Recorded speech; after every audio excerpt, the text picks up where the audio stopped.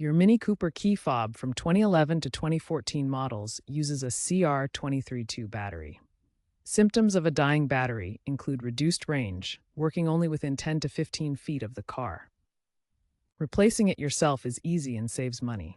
You'll need a new CR2032 battery and a small flathead screwdriver or plastic pry tool. Locate the seam on the fob and gently pry it open. Remove the old battery, noting the orientation. Insert the new CR2032 with the positive side facing up. Snap the fob back together. Test the functionality by locking and unlocking your car. If the key fob doesn't work after battery replacement, reprogram it by inserting the mechanical key into the driver's door, turning to the unlock position, then pressing the fob's lock button.